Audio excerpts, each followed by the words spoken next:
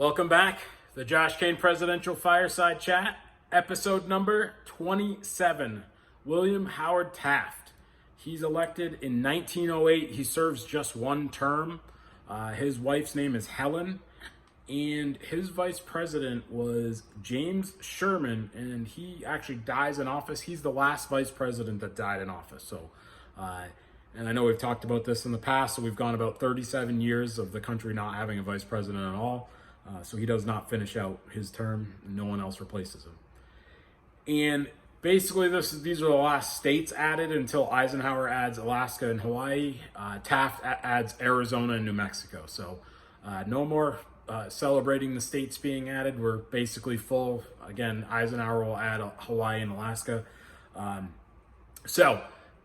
love Taft. I found him very, very interesting. He's a lawyer by trade. He always wanted to be on the Supreme Court. That was like his lifelong goal. Again, I don't have a legal mind, so like that to me is so foreign. But I know there's people out there that want to be Supreme Court justices. He was one of them. He badly wanted to be a Supreme Court justice. He does get appointed to the federal bench by Benjamin Harrison, President Harrison. So he does become a federal judge.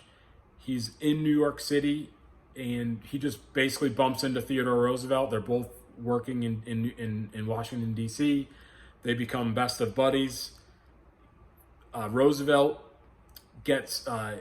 helps Taft get promoted to military governor of the Philippines. And the people of the Philippines absolutely love Taft. I mean, they just love this guy. He becomes super, super popular over in the Philippines. They had been suffering under colonial rule for hundreds of years.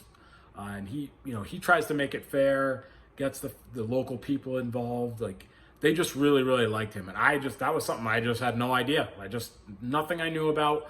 It's just interesting that he was real, real popular. And then when Roosevelt becomes president, Roosevelt convinces him to leave the Philippines, and then he becomes the governor of Cuba, temporary governor of Cuba. Again, the Cuban people love him. So he's a real likable guy, real hard worker, like real focused. So he does a terrific job there. Then he becomes the Secretary of War under Roosevelt. So Roosevelt really likes Taft a lot. And then, again, when Roosevelt decides not to run in 1908, he actually handpicks Taft as his successor.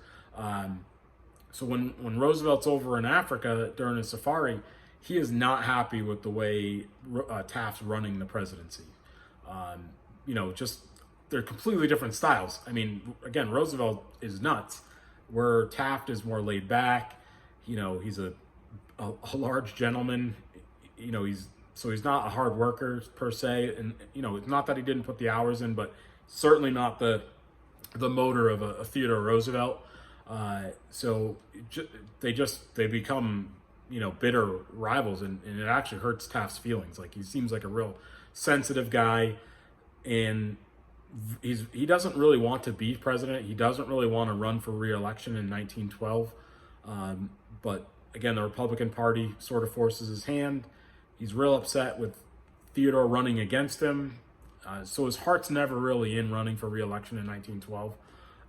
And he, again, finishes last. Wilson wins the election in 1912. He finishes third to Theodore, who finished in second. So, so it was kind of a relief because he didn't really want to be president anymore. So he wants to get more back into being a judge and college professor, that sort of thing.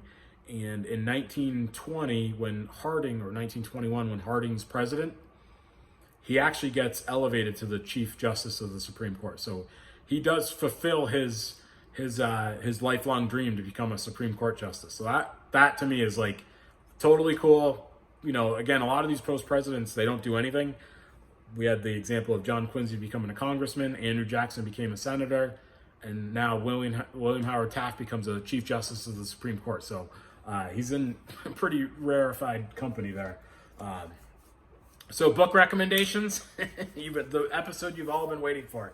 So remember we talked about these, how much I hate these books? So we visited his home in Cincinnati, and we go to the bookstore, and there's no good books there. And I go right into it. I start carrying on about, I'm tired of reading these books. They're so lame. I mean, I went on and on, and I don't shut up. Like, I am carrying on about how terrible these books are. And the poor lady's trying to get a word in. And I won't shut up about how bad these books are. And she finally speaks, and she's like, oh, I helped edit this book. So I bought the book, and I read it. Not a great book. And you want to... Brandon Fleming was there to witness this scene I caused at the over this poor lady. And I have no regrets. But, so I read this book. It's not great, but it does give you the nuts and bolts of his life. A great book recommendation is The Bully Pulpit by Doris Kearns Goodwin. I read it on my iPad, so I don't have a physical copy. It's great. It's more of it bounces back between Theodore Roosevelt, Taft, and the important role of the media in our country. So I can't recommend that book enough. It's probably one of the best books I read of this. All the books I've read, the Bully Pulpit is really, really excellent. And hopefully it changes your view of the role in the media plays in our democracy. It's super, super important, whether you like it or not. So, travel recommendations we already talked about. His home in Cincinnati. You get to tour the home. Just don't cause a scene like I did. And then he's actually buried in Arlington National Cemetery. So, as the commander-in-chief, you can kind of pick to be buried in Arlington. So that's my long shot bet for where Trump decides to be buried, is Arlington. So you heard it here first if he ends up doing that. You heard it at the Josh Kane presidential fireside chat. All right, episode 27's in the books. Bye for now.